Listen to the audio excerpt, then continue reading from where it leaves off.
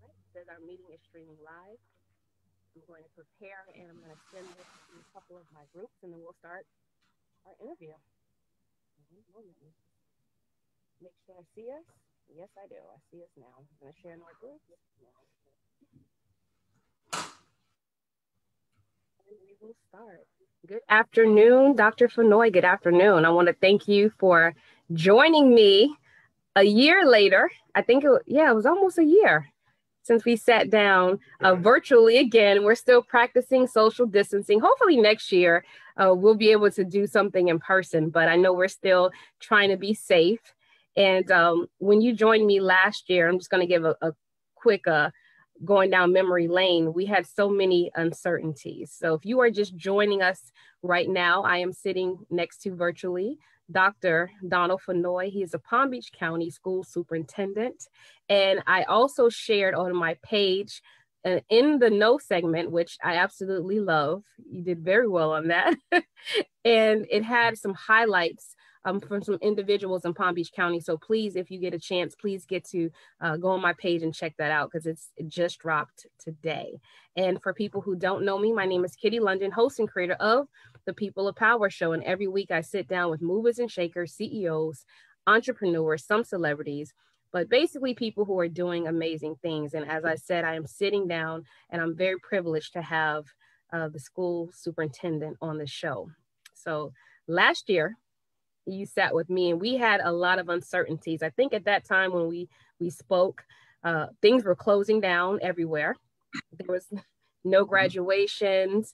We had no proms. We were just kind of in limbo of things. So a lot of things have changed this year and I'm kind of excited about it.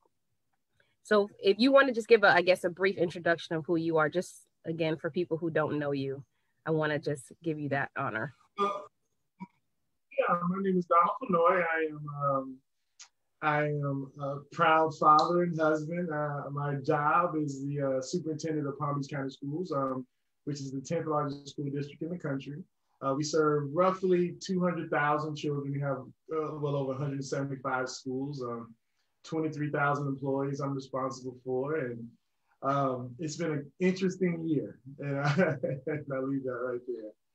Great choice of words or word. Interesting. And it has been. I think it's been a learning lesson for everyone, parents, teachers, staff, the children. We've all kind of felt our way through this year.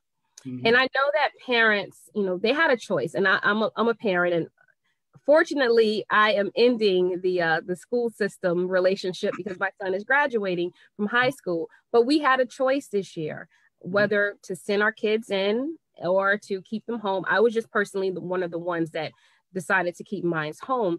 But as far as the distance learning, instructing, how did that work out? How did you feel, honestly?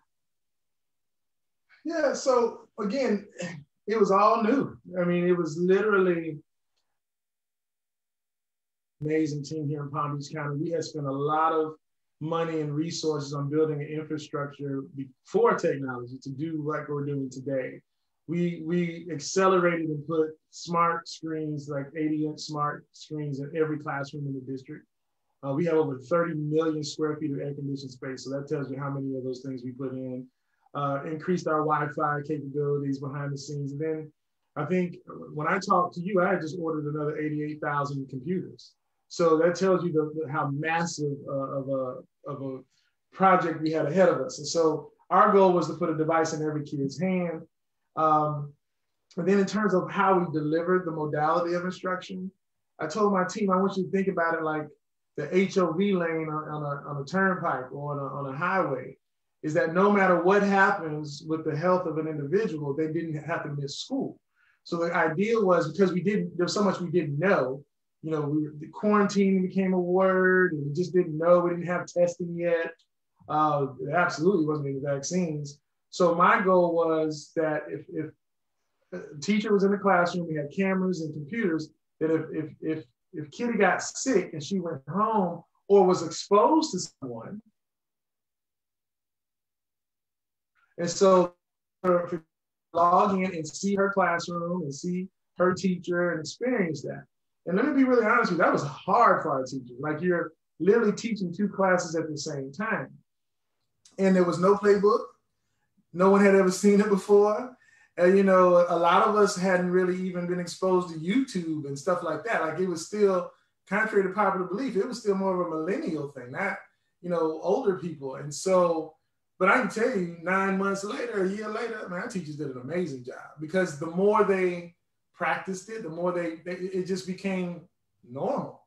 And even though, you know, the governor has decided that we can't do that for next school year, every day we get emails about continuing that because some people like that freedom and flexibility. We actually were able to build out our platform with the help of Google. So we use Google Classroom and we had a direct partnership with Google. So when something didn't look right, we can just call them in California. They fixed it. If we wanted to, we were a part of the team that helped them establish breakout rooms so that, you know, you and I could be talking here and then I could say, all right, now everybody go to your individual groups. And so it was just, so it was exciting for me to see the innovation happen. It was exciting. But again, I'm not going to sit here and tell you that it was a smooth road. It was tough. And so, but you know, as I look at it today, and again, similar to you, I wanted to make sure families had choices. And I made both choices in my house. My 12-year-old, the first day he can get back in that building, he was dead. I got to go.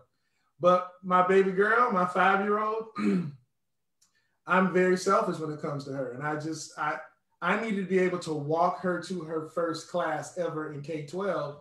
And even as superintendent, I wasn't going to violate our rules. And so I couldn't do that because in my mind, and again, this is real selfish and off topic, but I'm imagining 20 years, 30 years from now, me walking her down the aisle and I have a picture of me holding her hand going to kindergarten and a picture of me holding her hand getting married. And if I couldn't have that, I was going to wait a year. And that's what I did. You know, Dr. Fennoy, it's funny that you say that. And I think a lot of parents were actually able to see what teachers go through because I have friends who were teaching their kids or, you know, they had to work from home and then in the next room, their kids were in school and they actually got to see the day-to-day, hour-to-hour process. I think we found a new love or a new respect that we may not have had for teachers because like you said, they had to really adjust with teaching in person and online and doing everything in between, which I just say salute to everyone in the school system. No, you said that perfectly. And I think, you know, and again, it's funny, it's interesting. You know, in modern America, people's opinions shift rather quickly depending on what they're looking at. And you're right. At the beginning, I think people really got to, you know, like, whoa, these teachers really go through a lot. And, you know, especially when people had to deal with their own kids all day. It's one thing to have fun with them on the weekend. It's another thing to make them sit down and do some work all day, right?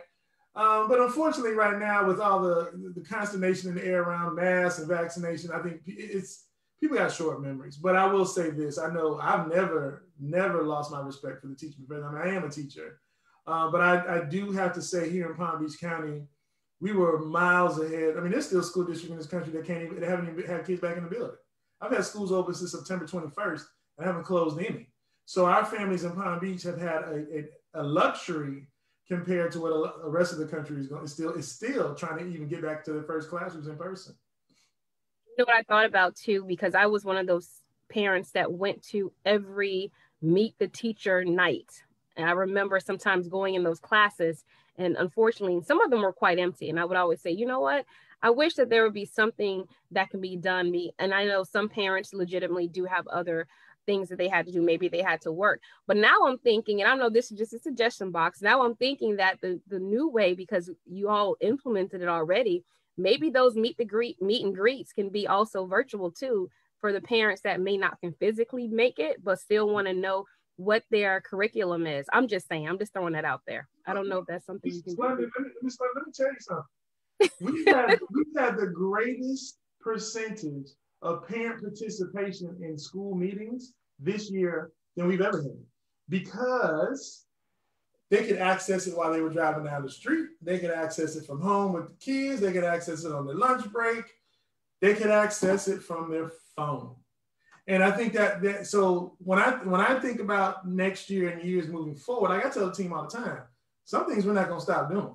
I didn't even have executive meetings on Google or Zoom before COVID.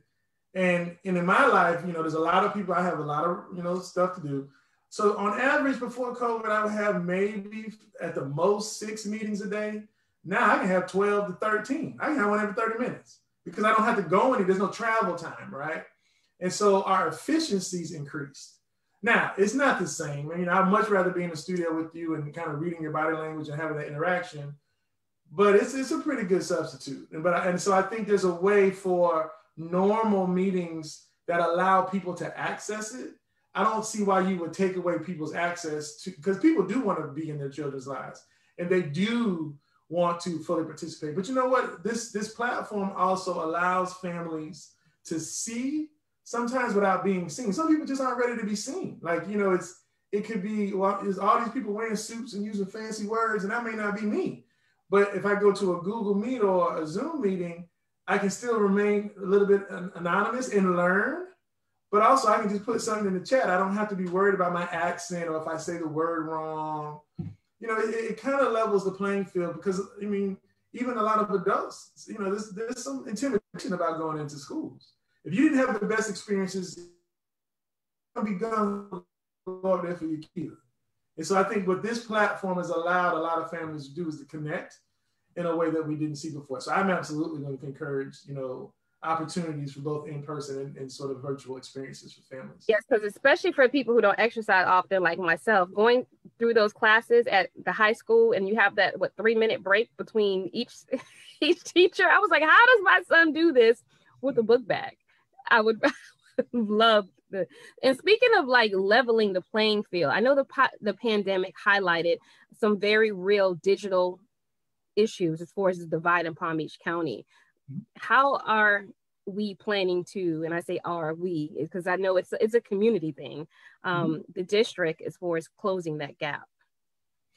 Well, we were blessed. So we initially realized once we started doing the device distribution last May, we realized kind of quickly we had about 25,000 kids. Again, because we have such a great IT department and we had invested a lot of money in our infrastructure, we could tell quickly when I gave a kid a device and they went home, the way our tracking systems and the devices work, I can tell if it got online or not.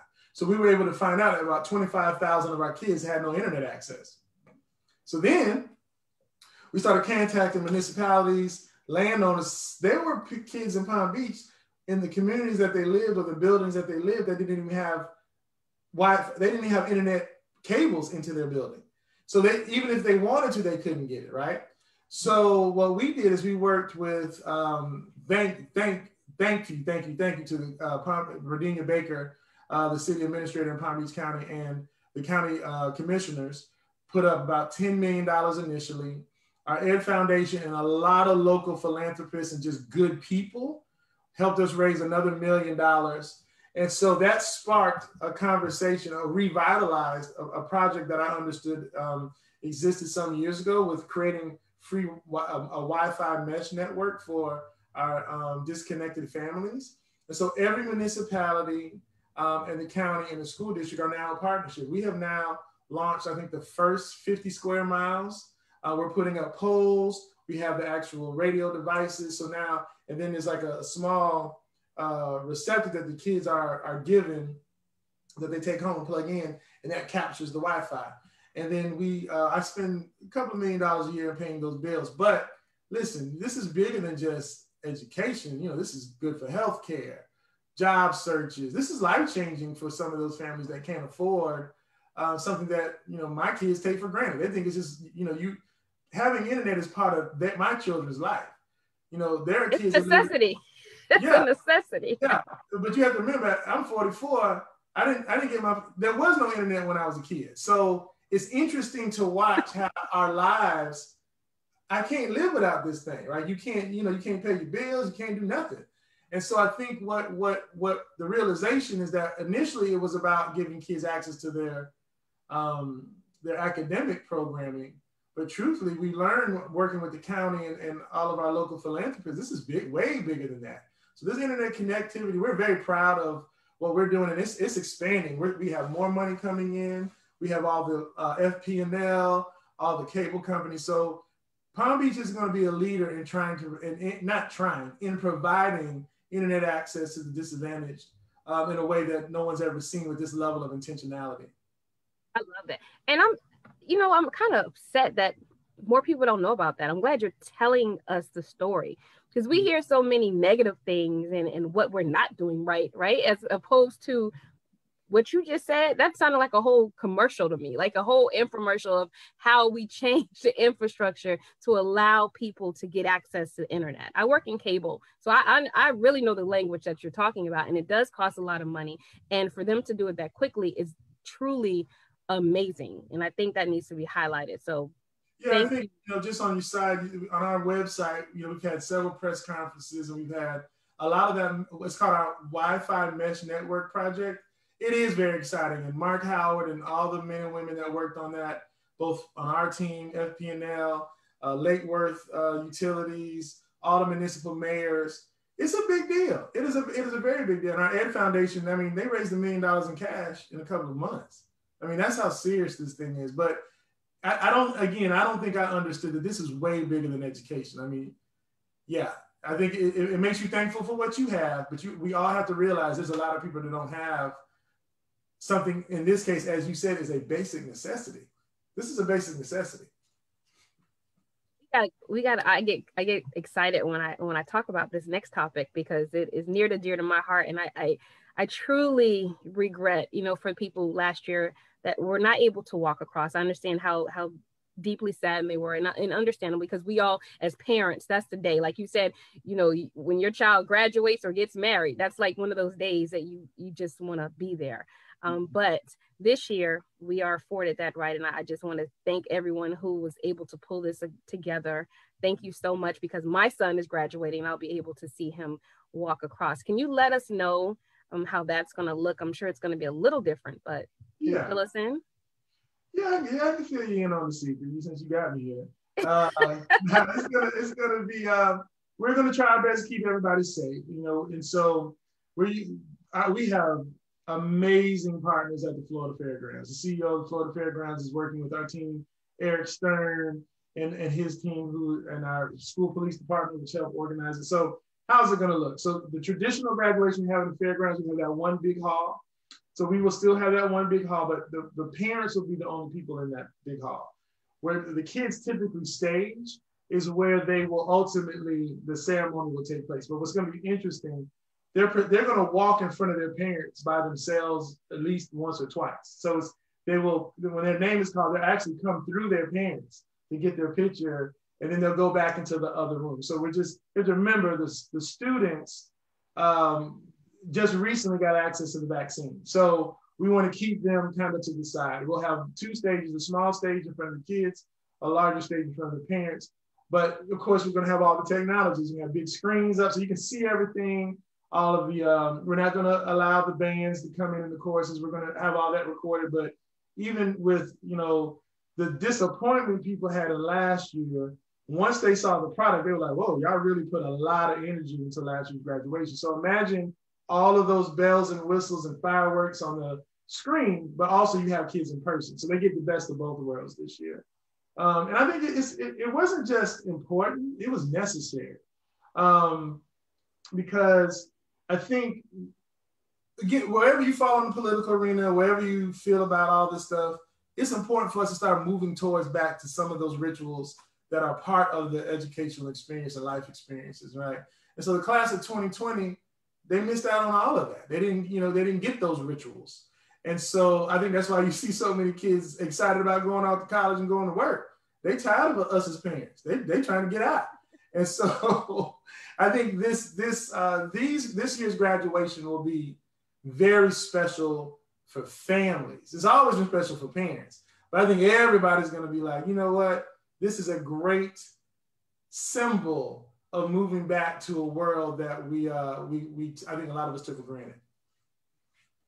Well, I know it starts soon, as soon as next week, right? You start next week. I have 32 to do. So yeah, the only big difference for me, and again, it might be disappointing to some, but for my health, I don't have to shake hands this year because shaking 14,000 hands after every graduation over the last 3 years, or two times that I've done it now, I always end up in the hospital at the kind of girl. It's tough.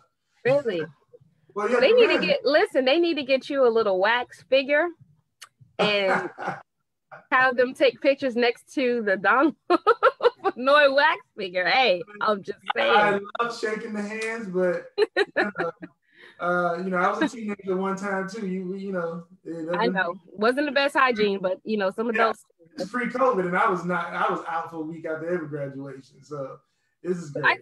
I cannot believe summertime will be here shortly.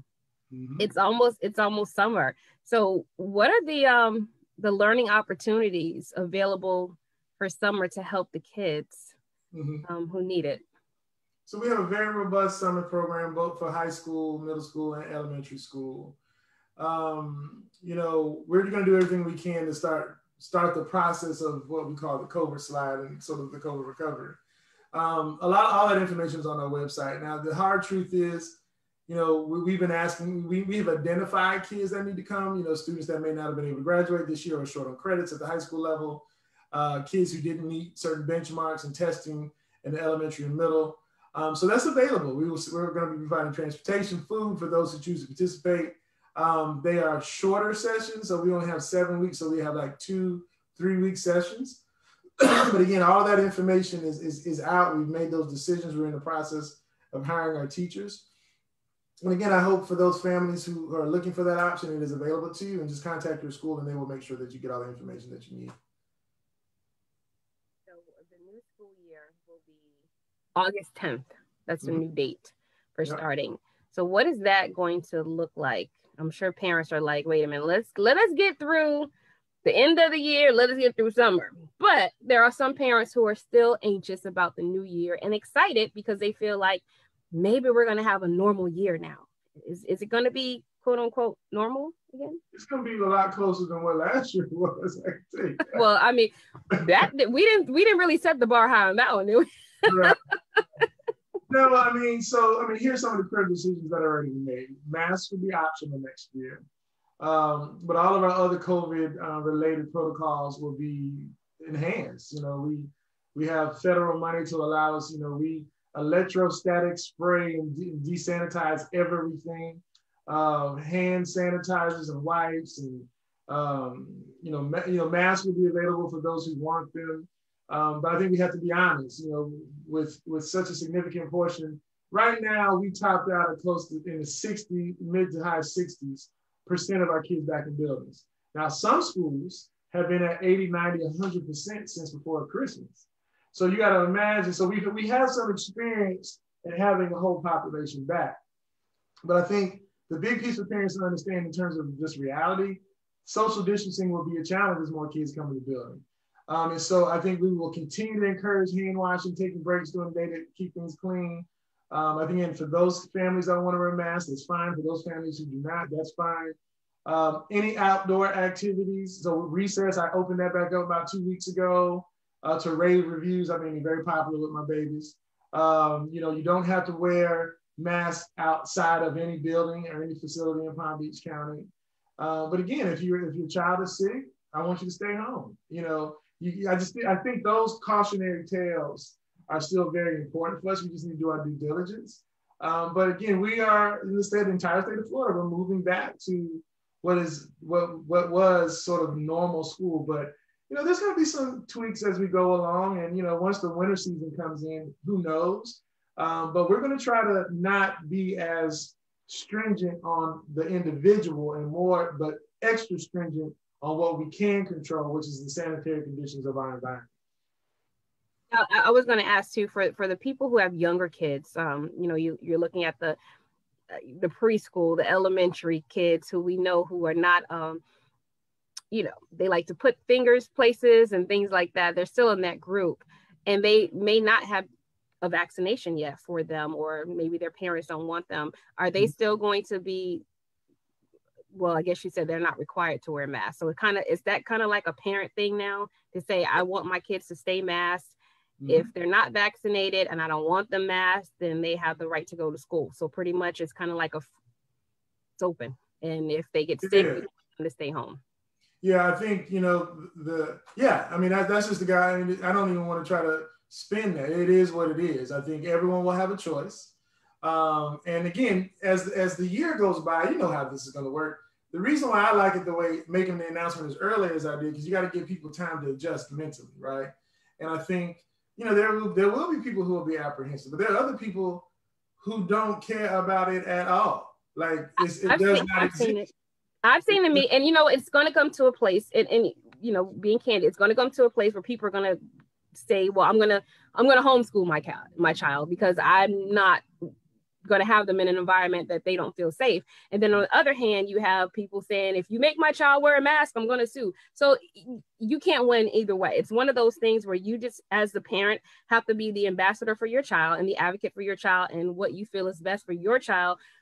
That's what you have to do. But right now, the guidelines are send your child with a mask, send your child without a mask, or make other decisions. Well, let's also be honest, right? The municipalities, cities, they can't make masks mandatory anymore. And so I mean, this is Memorial Day weekend in South Florida. Looked like spring break 1995. It's every restaurant is full. No one has masks on. People on the beach. People at club. We're open. That's all I can say. And I would just tell people to let's all play it by ear. We know, we've been here for a while now. We know how things change, and if a new variant comes out and people get spikes again, all of this is subject to change. We know how that works. It really is, because we don't know in 90 days what the higher power will say that needs to happen. But right now, this is what it is, and we just got to go with it and hope for the best. But I think that you all are doing, like I said, an amazing job for what you have to deal with. And I want to talk about real quick, because I know summer is approaching and we talk about food a lot. Well, I know I do, because I have the food bank on my show often about the food insecurities in Palm Beach County. You have some feeding sites that we're going to have over the summer for the kids. Can we talk about that a little bit? Yeah, I don't know the actual numbers, probably over 100. We usually run quite a few feeding sites. So every summer we feed the libraries, we feed a lot of schools. So last year we did a lot of food distribution. And so we're going to continue that through the summer. So breakfast and dinner and well, I don't think they call it dinner. I think it's like supper or something like that. But yeah, all that information is on our website. We will continue to feed. I think the federal government is putting some resources to make sure that we can continue to give families food. We send in certain communities, we send home food on the weekends for kids to have enough food to eat during the weekend. So my food service department, my director, Ms. Allison Momblo, is one of the kindest, and everybody that works in food service is just amazing. You have to remember, let me take a moment on your show to say this. Our food service workers, I've had them working nonstop since I closed schools. They've been handing out food outside in the sun for over a year now. And it's, when I tell you those men and women are heroes to me, my grandmother worked in kitchens. She cooked food and served people, all the way to the day that she died. So I have a special place in my heart for men and women like that. But I can tell you, during this COVID thing, them people never quit. They never quit on our kids. They were standing outside putting food in people's cars almost daily. And I had to take a moment to say thank you to them. Thank you. I'll say thank you again. Because people need roses while they can still smell them. And I think a lot of times people, when they're out and I call you all essential workers, because like your day doesn't end. It's not like when summer ends, you get to go off in the sunset, right? You're still there. You're still working. You're still managing. You have to remind me that I haven't had vacation in 2.5 years. Well, listen, I have to remind people, it's not you. I'm sure but I think sometimes we forget, because we as in general, we are so, we, and this is this, and we forget how the other side is doing and how they're feeling, and you're processing all this. You have a lot on your plate. I mean, in the beginning of the show, you said 20-something thousand employees. That's a lot. There's a lot. There's a lot of emotions. There's a lot of people. There's a lot of families. And then that's extended to the kids that you have to make sure are safe on each campus. And speaking of campuses, I want to make sure, because I heard something and I wanted you to tell me. There are 3 schools that will look very different. Mm-hmm. Can you tell us about that? What's going on there? Yes. Makeover? Washington Elementary School in Riviera Beach has been completely redone. So those babies will go into a new facility, completely. Well, we for savings, not savings, but for budgetary reasons, they have new facilities and then they have renovated facilities, which look brand new. We took them all the way down to the studs. We just didn't move the actual building, but some we tore down and rebuilt. So that's Washington L. I think Addison Meisner or Verde Elementary School, we rebuilt both of them over the last 2 years. We're building a new school in Boca Raton called 05C. So 05C, when I say 05C, that means it doesn't have a name yet. That's just a code on the budget line. But 05C has been our temporary school while we rebuilt Addison, Meisner, and Verde. Now we're going to make it its own school. So we will take out the portables and build a permanent structure. So that's going under construction. Let me see. So those, I think that's all. Let me see. Grades. No, we have renovations out there, but I think those are all the new ones. But all of that stuff's on our website. And I mean, you have to imagine we're going to be running close to between 200 and 400 construction projects at one time. You know, to your point, I think people understand how massive we are. We have 30 million square feet of air conditioned space. So there's a lot. You got a compliment just now. It said for you, Lapa, it says, nevertheless, things have went in a better direction. I think it's more important to focus more in the positive outcomes of all of that. And I know it's kind of hard to do that. You know, like I said, you get people who are going to see negative more than positive. But this is why I like to have these type of shows, because they kind of get you in a more relaxed space. I know the meetings can get tense and people are yelling and this and that, but this is a space where we allow you to speak and we allow you to tell us what's going on and no pressure. So I want to, continue to thank you. Did we cover everything? I want to make sure we didn't miss out on anything. We covered graduation. So I think it again, the COVID wars, as I call them, I think, I look at life very simply. I was built for the punishment. My dad spent 22 years in the U.S. military. My parents are from, Detroit. They're city people, and really put me in a position to understand. I'm a mission-driven person, so if the mission is to do what's best for children, then all the slings and arrows are just part of the work. And especially in this political environment. And I think, but when I tell you I have a great team of people around me, great employees, great teachers, great custodians, let me tell you something. There's another group of people, heroes in my book, because I've had them working in my maintenance crews. And I'm like, you have to admit, these people never stopped working. Never. When other people were working from home, they was in there. They were cleaning and and unfortunately, many of them weren't living in, 5-bedroom houses. They trying to eat and feed their families and working multiple jobs. When the rest of the world was shutting down, we were getting ready for our kids or maintaining environments for our kids. And so I'm just very thankful that we're seeing the other side of it. It's not over. Let's be really clear about that. It's not over, but we're on the other side. People lost people. You know what I'm saying? My wife lost both her parents in a matter of a month. Her and her brothers just flew, and she hadn't seen her brothers. One of her brothers didn't get to see either one of her parents be buried. And so they're celebrating that 1-year anniversary now together here in Palm Beach. And these are the stories that weren't told. So while people were working and pushing through all the emotion, life was still happening for a lot of us. And so my hope is now some of us, it's calmed down to a degree where we can mourn the losses of our loved ones. We can celebrate the lives of those that are still here. I haven't seen my parents in over a year. I would love to get a hug from my mama. Ain't nothing like a hug from your mama. And so I think we have to be cognizant of that. And I hope all of my staff gets an opportunity to get some rest this Memorial Day weekend, but this summer just to reconnect and remember that feeling of being hugged by someone that you love, right? And I think we miss that. And so I'm very thankful that I'm still here, but I also appreciate all the losses a lot of people took during this time. And I'm so sorry for your loss too, your personal loss. That's a lot to deal with, and then still have to save face and be on camera and run a whole district. run a whole. So I'm glad you were transparent with that. Again, like I said, my condolences go out to you. I was going to say your hope. So new year, I'm sure that things will rapidly happen. Summer does move quickly. I wish this Palm Beach County School Board much success. Again, I'm going to be leaving you all, but I'm still here. I'm still here to bring news and to bring upcoming things. I'm just so happy. Hopefully, we don't have to wait a whole year to hear you again. But on this show, I know you've been active with other media outlets, but I'm selfish. I'm talking about the people with power. Show.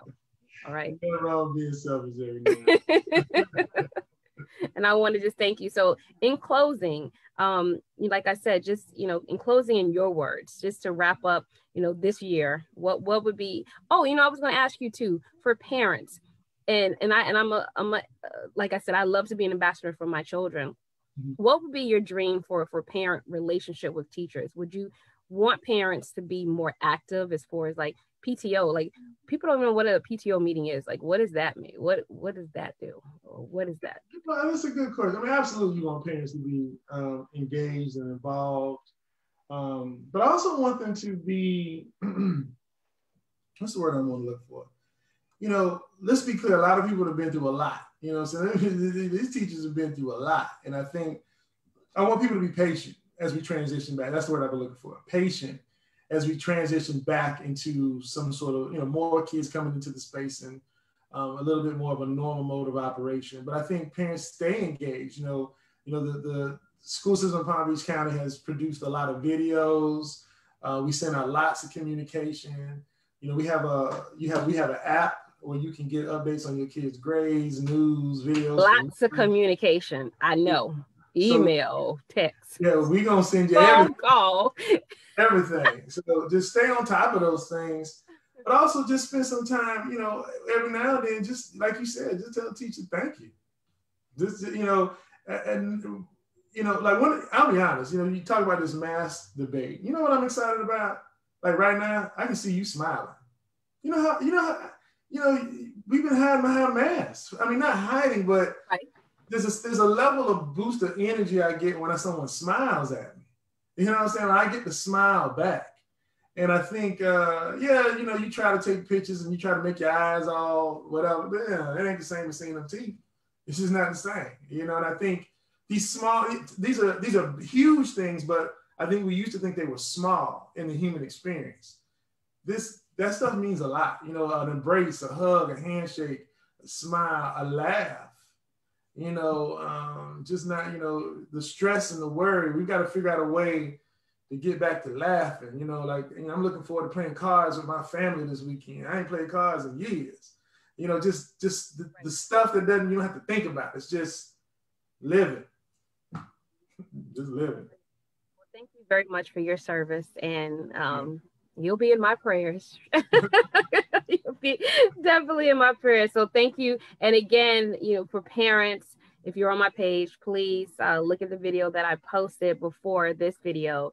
And if you are in the Palm Beach County area, please hit the share button so people can see this informative video if they have any questions. And that's another thing too, before we end, if parents do have genuine questions, and maybe they feel like they're not getting anywhere with, the school or whatever, is the school board, do they go there? Is that the next step if they feel like they're not getting anywhere with their immediate selection at the school?